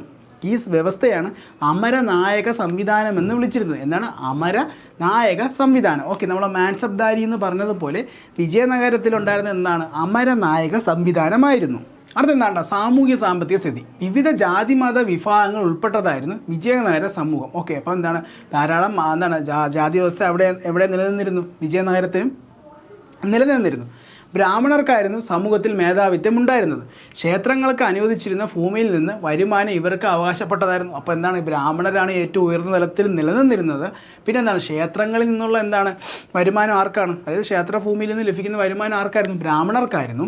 ക്ഷേത്രങ്ങളിലെ പൂജാതി കർമ്മങ്ങൾ, മതപരമായ ചടങ്ങുകൾ എന്നിവയ്ക്ക് നേതൃത്വം നൽകിയിരുന്നത് ബ്രാഹ്മണരായിരുന്നു. സമൂഹത്തിലെ മറ്റു വിഭാഗങ്ങൾ കൃഷി, കച്ചവടം, കൈത്തൊഴിലുകൾ തുടങ്ങിയ മേഖലകളിലായിരുന്നു മുഖ്യമായി ഏർപ്പെട്ടിരുന്നത്. രാജകൊട്ടാരത്തിൽ രാജകീയ കണക്കുകൾ തയ്യാറാക്കാനും പൂന്തോട്ടം അലങ്കരിക്കാനും രാജാക്കന്മാർ സ്ത്രീകളുടെ സേവനം ഉപയോഗപ്പെടുത്തിയിരുന്നു. സമ്പന്നരുടെ ഇടയിൽ ബഹുഭാര്യത്വം നിലനിന്നിരുന്നു. ശൈശവ വിവാഹം, സതീ സമ്പ്രദായം എന്നിവ സമൂഹത്തിൽ കാണപ്പെട്ടിരുന്നു. ഓക്കെ, അപ്പോൾ എന്താണ് അവിടെ ഒരു ജാതി വ്യവസ്ഥ നിലനിന്നിരുന്നു. ബ്രാഹ്മണരായിരുന്നു ഉയർന്ന തലത്തിലുണ്ടായിരുന്നത്. അവരെന്താണ് പൂജാതി കാര്യങ്ങളൊക്കെ അവരാണ് ചെയ്തിരുന്നത്. പിന്നെന്താണ് നമ്മുടെ ക്ഷേത്രഭൂമിയിൽ നിന്നുള്ള വരുമാനം ആർക്കായിരുന്നു? ബ്രാഹ്മണർക്കായിരുന്നു. അപ്പോൾ മറ്റു വിഭാഗത്തിൽപ്പെട്ടവരെന്താണ് കൃഷിയും പിന്നെ കച്ചവടം, കൈത്തൊഴിലുകളെല്ലാം ചെയ്തിരുന്നു. അന്നത്തെ കാലത്ത് എന്താണ് ശൈശവ വിവാഹം ഉണ്ടായിരുന്നു. സതീ സമ്പ്രദായം അന്ന് നിലനിന്നിരുന്നു.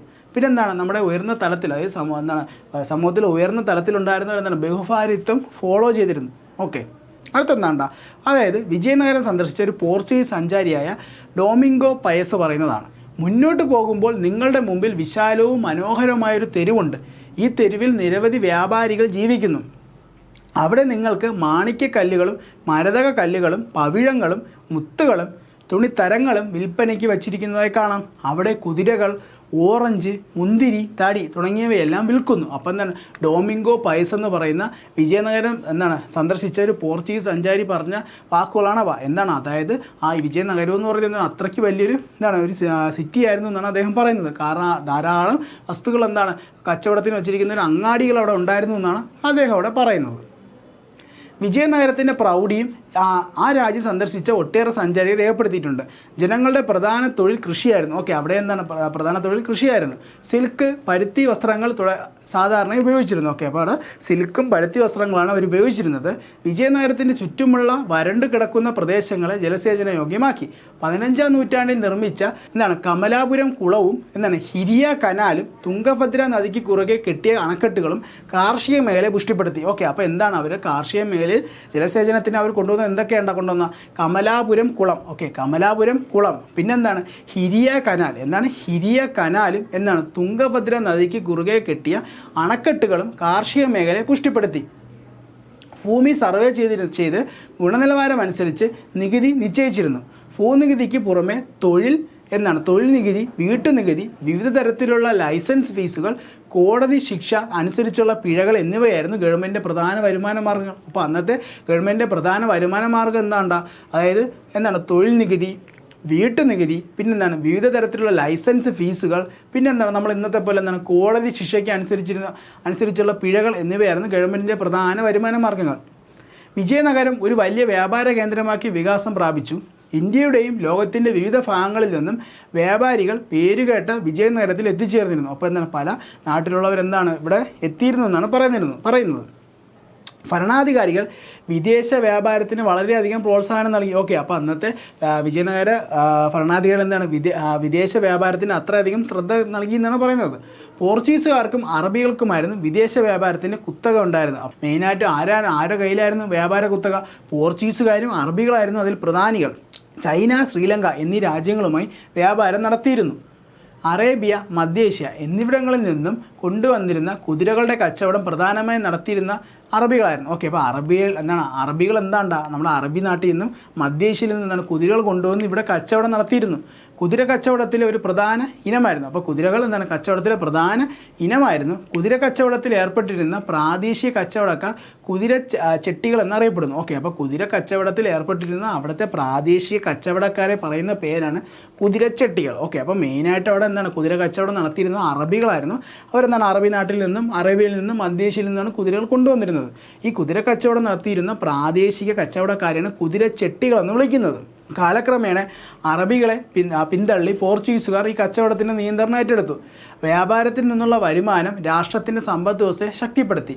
നഗരത്തിൽ നിന്ന് ലഭിച്ച ചൈനീസ് മൺപാത്രങ്ങൾ ചൈനയുമായുള്ള കച്ചവട ബന്ധത്തെ സൂചിപ്പിക്കുന്നു. അപ്പം എന്താണ് പറഞ്ഞത്, വിജയനഗര സാമ്രാജ്യവുമായി മെയിനായിട്ട് എന്താണ് കച്ചവടം ഉണ്ടായിരുന്ന ആരൊക്കെയുണ്ട്, അറബികളും പോർച്ചുഗീസുകാരായിരുന്നു. പിന്നെ ആരൊക്കെ ഉണ്ടായിരുന്നു, ചൈനയും എന്താണ് ചൈനക്കാരും ശ്രീലങ്കക്കാരും എന്താണ് അവിടെ കച്ചവടം നടത്തിയെന്നാണ് പറയുന്നത്. വിജയനഗര കാലഘട്ടത്തിൽ സാംസ്കാരികവും വലിയ പുരോഗതി കൈവരിച്ചു. ഓക്കെ, വിജയനഗര കാലഘട്ടത്തിൽ സാംസ്കാരിക രംഗം എന്താണ് വലിയ പുരോഗതി കൈവരിച്ചു. വേദങ്ങളുടെയും ശാസ്ത്രങ്ങളുടെയും പഠനത്തിന് വേണ്ടി നിരവധി പാഠശാലകൾ സ്ഥാപിച്ചിരുന്നു. കല, വാസ്തുവിദ്യ, ശില്പകല, സാഹിത്യം, സംഗീതം തുടങ്ങിയ മേഖലകളിൽ വിജയനഗര കാലത്ത് എന്താണ് അത്ഭുതപൂർവമായ ഒരു വളർച്ചയുണ്ടായി. കൃഷ്ണദേവരായരെ പോലെയുള്ള രാജാക്കന്മാർ കലയുടെയും സാഹിത്യത്തിൻ്റെയും സംരക്ഷകരായിരുന്നു. ദ്രാവിഡ ശില്പരീതിയായിരുന്നു അന്ന് അവർ ഫോളോ ചെയ്തിരുന്നത്.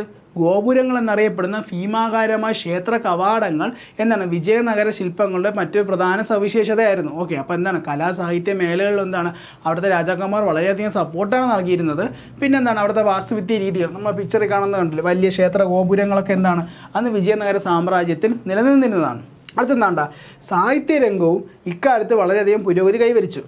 തെലുങ്ക് സാഹിത്യമാണ് ഏറ്റവും കൂടുതൽ വികാസം പ്രാപിച്ചത്. കൂടാതെ നിരവധി സംസ്കൃത കൃതികൾ പിന്നെന്താണ് വിവിധ പ്രാദേശിക ഭാഷകളിലേക്ക് വിവർത്തനം ചെയ്യപ്പെട്ടതും ഈ കാലത്താണ്. അപ്പോൾ എന്താണ് സാഹിത്യ മേഖലയിലും നല്ലൊരു പുരോഗതിയാണ് കൈവരിച്ചത്. മെയിനായിട്ട് ഏതാണ് തെലുങ്ക് സാഹിത്യം. പിന്നെന്താണ് നിരവധി സംസ്കൃത കൃതികൾ വിവിധ പ്രാദേശിക ഭാഷകളിലേക്ക് എന്താണ് വിവർത്തനം ചെയ്തു എന്നാണ് പറയുന്നത്. ഓക്കേടാ, അപ്പോൾ നമ്മൾ എന്തൊക്കെയാണെന്ന് നോക്കിയെന്ന് നമ്മൾ 7ാം ക്ലാസ്സിലെ ഫസ്റ്റ് ചാപ്റ്ററായ മധ്യകാല ഇന്ത്യ എന്ന് പറയുന്ന ഒരു ചെറിയൊരു പാഠമാണ്. അതിലെന്താണ് ബേസിക് ആയിട്ടുള്ള കുറച്ച് കാര്യങ്ങളാണ് പറഞ്ഞത്. മുഗൾ സാമ്രാജ്യത്തെ പറ്റിയും പിന്നെന്താണ് വിജയനഗര സാമ്രാജ്യത്തിൻ്റെ കുറച്ച് ബേസിക് ആയിട്ടുള്ള കാര്യങ്ങളും ഈ രണ്ട് ഭരണ കാലഘട്ടത്തിലും ഉണ്ടായിരുന്ന എന്താണ് കലാരംഗത്തും സാംസ്കാരിക രംഗത്തും പിന്നെന്താണ് നമ്മുടെ സാമ്പത്തിക രംഗത്തും ഉണ്ടായിരുന്ന അവിടെ ഉണ്ടായ മാറ്റങ്ങളെ പറ്റിയും പിന്നെ കുറച്ച് ഭരണാധികാരികളും അവിടെ കുറച്ച് ബേസിക് പോയിൻറ്റ്സുമാണ് നമ്മൾ നോക്കിയത്. അപ്പോൾ നിങ്ങൾക്ക് എല്ലാവർക്കും മനസ്സിലായെന്ന് കരുതുന്നു. അപ്പോൾ എല്ലാവരും നല്ലതായിട്ട് പഠിക്കുക. നമുക്ക് ഒരുപാട് നോട്ടിഫിക്കേഷനൊക്കെ ഇപ്പോൾ വരുന്നുണ്ട്. യൂണിവേഴ്സിറ്റി അസിസ്റ്റൻറ്റ് വന്നു കഴിഞ്ഞു. പിന്നെ എന്താണ് ഫോഴ്സ് എക്സാംസ് എല്ലാം വരികയാണ്. നമ്മുടെ CPO ഫയർമാനും എല്ലാം വരികയാണ്. അപ്പോൾ നിങ്ങളെല്ലാവരും എന്താണ് നന്നായിട്ട് പഠിക്കുക. നമുക്ക് എല്ലാവർക്കും അടുത്ത വർഷം തന്നെ ജോലി കിട്ടട്ടെ. അപ്പോൾ നമുക്ക് അടുത്ത ക്ലാസ്സിൽ കാണാടാ. ബൈ.